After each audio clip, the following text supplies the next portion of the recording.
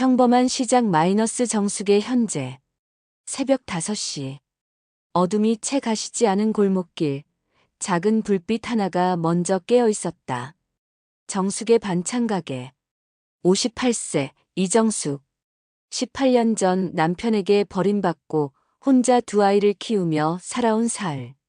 지금은 반찬 가게 사장님으로 불리지만 여전히 누군가의 엄마이자 누군가의 딸로 남아 있었다. 매일 새벽이면 그녀는 가장 먼저 깨어났다. 김치를 버무리고 멸치를 볶고 국을 끓이며 하루를 준비했다. 익숙한 손놀림이지만 그 안에는 늘 조용한 기도가 깃들어 있었다. 오늘도 무사히 지나가게 해주세요. 오전 7시, 단골 손님들의 발걸음이 하나둘씩 모여든다. 동네 사람들은 그녀를 정숙씨 혹은 정숙이네라고 불렀고, 그녀는 매일 같은 미소로 사람들을 맞았다. 가게는 정오가 되면 조금 한가해졌다. 그럴 때면 그녀는 커피를 한 잔 내리고 벽에 기대어 창밖을 바라보았다. 길 건너 회사로 출근하는 젊은 사람들, 유모차를 끄는 엄마들, 그 사이로 자신이 지나온 시간을 떠올리곤 했다. 잠시 후 그녀는 핸드폰을 꺼내 딸에게 전화를 걸었다.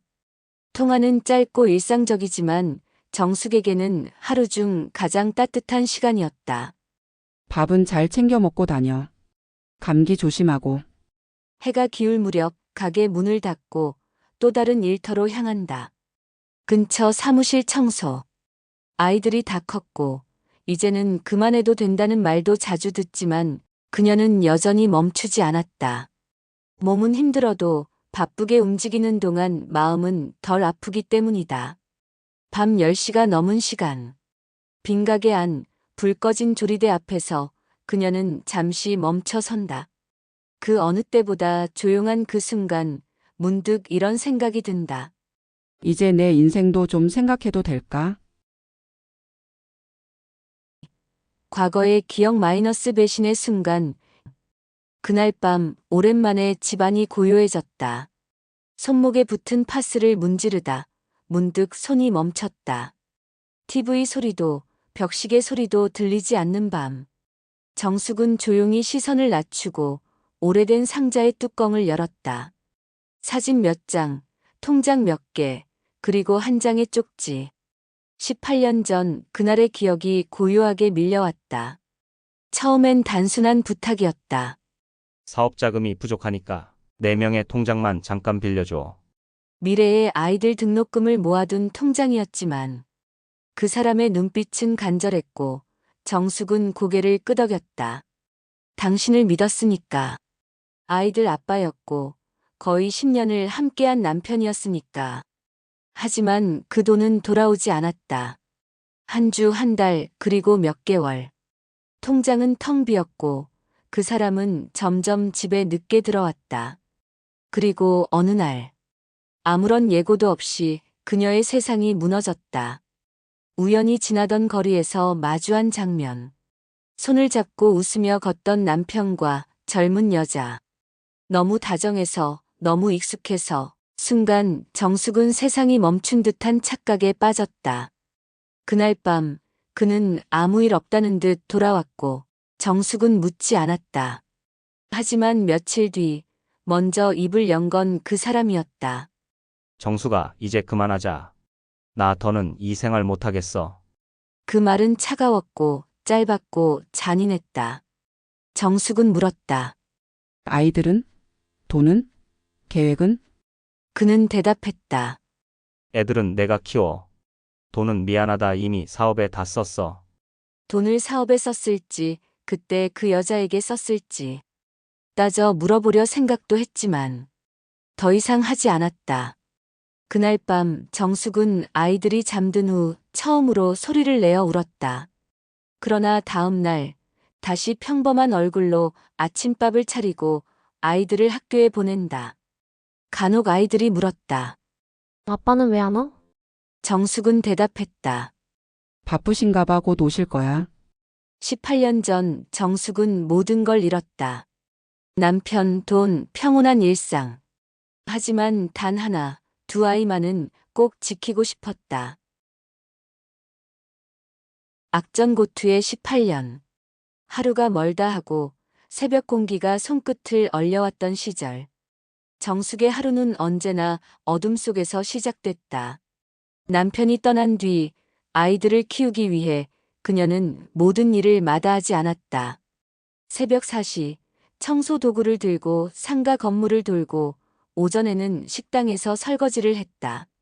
점심이 지나면 반찬 가게로 옮겨와 김치를 담고 반찬을 만들며 열심히 일을 했다.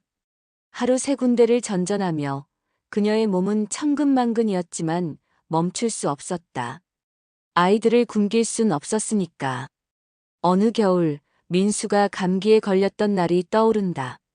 열이 펄펄 끓는 아이 옆에서 정숙은 새벽 청소를 마치고 돌아와 다시 외출할 채비를 했다. 엄마, 가지 마.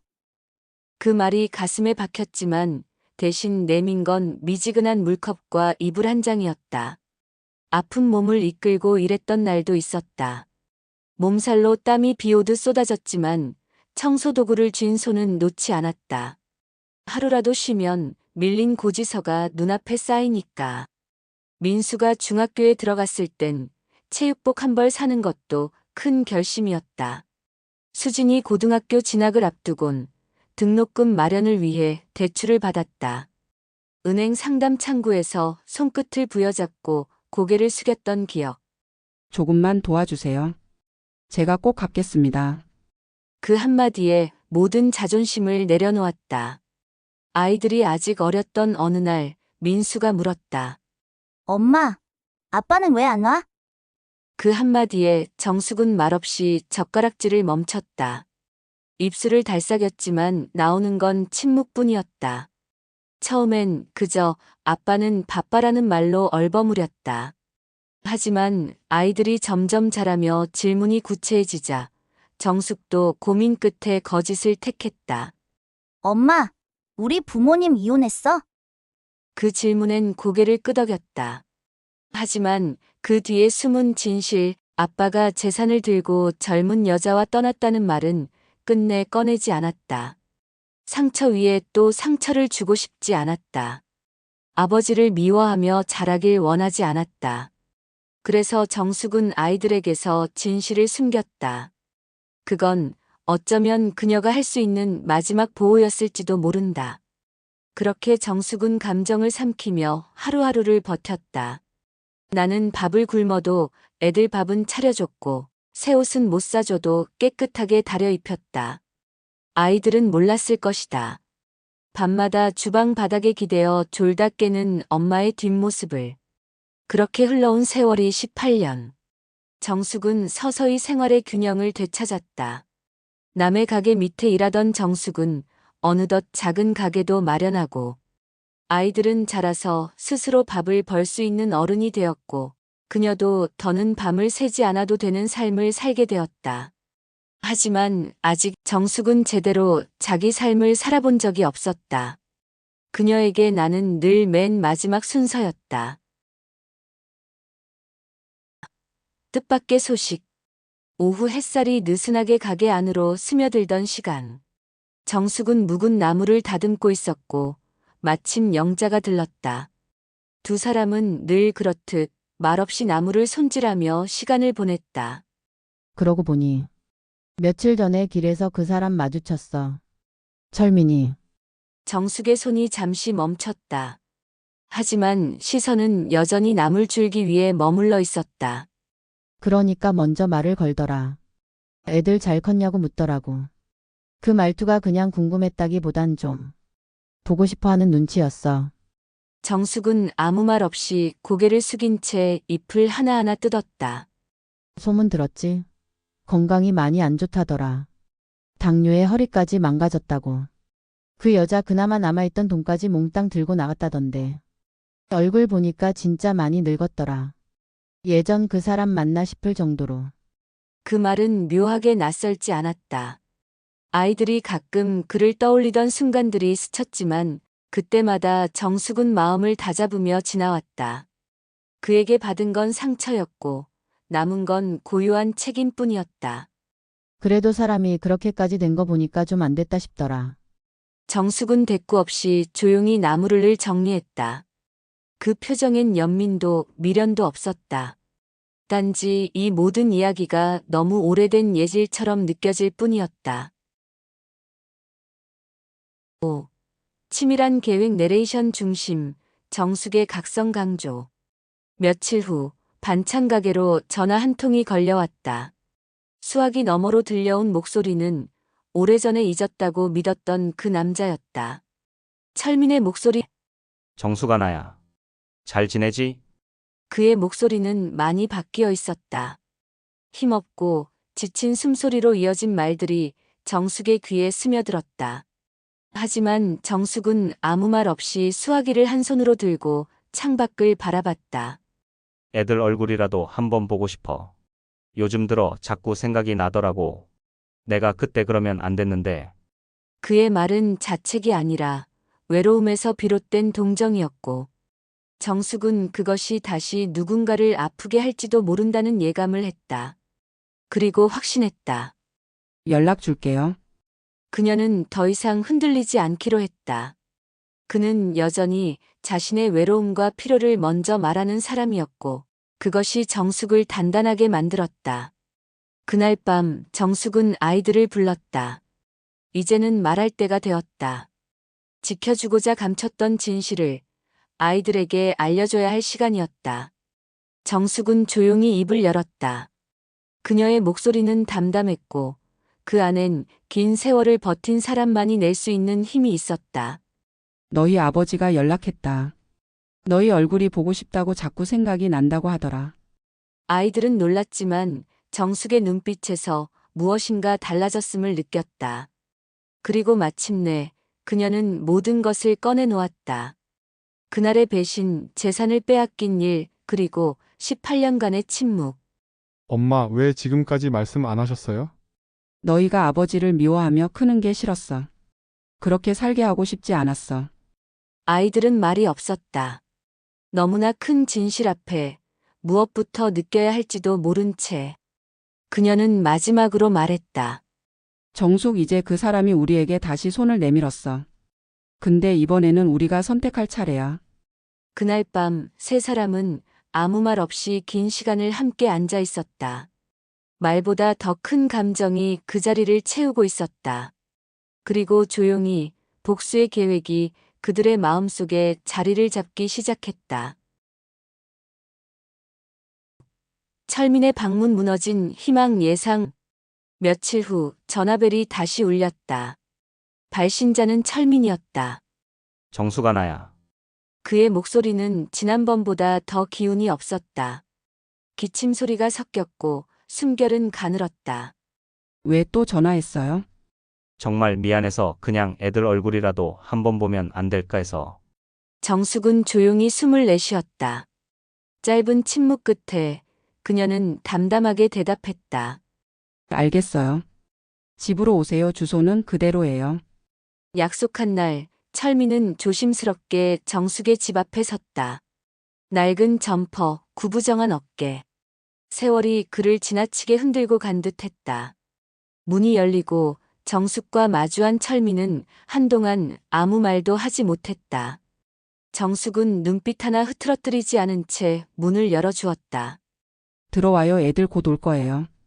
거실에 앉은 철민은 어색하게 손을 모았다. 주변을 두리번거렸지만 익숙했던 공간은 낯설게 변해 있었다. 정숙은 물 한 잔을 내밀며 아무 말 없이 그를 마주 보았다. 잠시 후 민수와 수진이 집에 도착했다. 왔어요, 엄마. 현관문을 닫고 들어온 아이들의 눈이 철민에게 닿자 묘한 정적이 흘렀다. 철민은 자리에서 일어서며 조심스럽게 말했다. 민수야, 수진아, 잘 지냈니?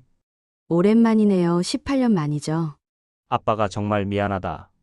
아이들은 아무 대답도 하지 않았다. 그들이 이 자리에 앉은 이유는 단 하나, 정숙의 부탁 때문이었다. 정숙은 조용히 아이들의 눈을 바라보았다. 지난 며칠 그녀는 이 시간을 준비해왔다. 철민 씨, 오늘 애들 앞에서 거짓말 하지 마요. 당신이 어떤 사람이었는지 이제는 다 말할 때가 됐어요. 철민의 눈이 커졌다.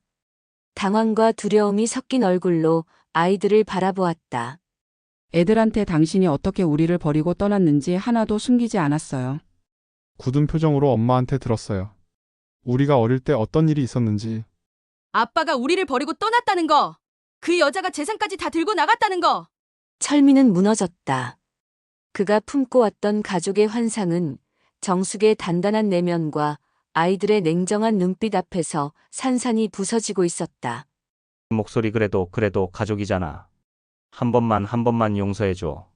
가족이요? 아버지는 저희를 배신한 거예요. 그동안 얼마나 힘들었는지 아세요? 저희가 아버지 없이 얼마나 그동안 보고 싶고 만나고 싶다고 할 때는 모른 척 하더니 이제 와서. 숨죽여 우는 딸의 손을 붙잡고 정숙은 말한다.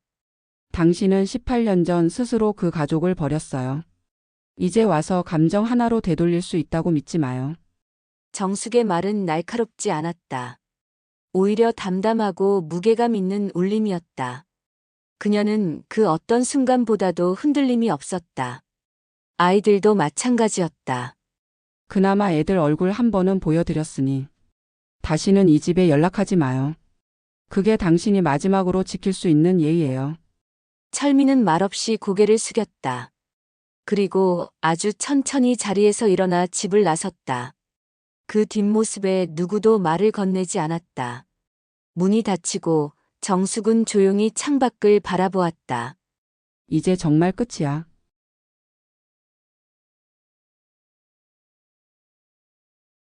그날 밤 정숙은 오랜만에 늦은 저녁을 천천히 차려 먹었다.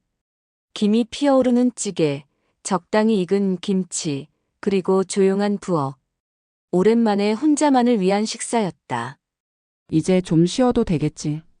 아무도 돌보지 않아도 되는 저녁. 누구를 원망하지 않아도 되는 시간. 정숙은 식탁 위에 놓인 작은 꽃병을 바라보며 조용히 미소 지었다. 다음 날 새벽. 늘 그렇듯 새벽 5시. 정숙은 부스스한 머리로 주방 불을 켰다. 하지만 오늘은 김치를 담그기 전에 오래 묵혀뒀던 책 한 권을 펼쳤다. 오랜 세월 누군가의 엄마로, 누군가의 아내로 살아왔던 그녀. 이제는 자신의 이름으로 하루를 시작하려 한다. 이름 썩자 이정숙. 이제 진짜 나로 살아볼래. 창밖에 햇살이 들기 시작했다. 식탁에 앉은 그녀의 얼굴에는 처음으로 가벼운 평온이 스며들고 있었다.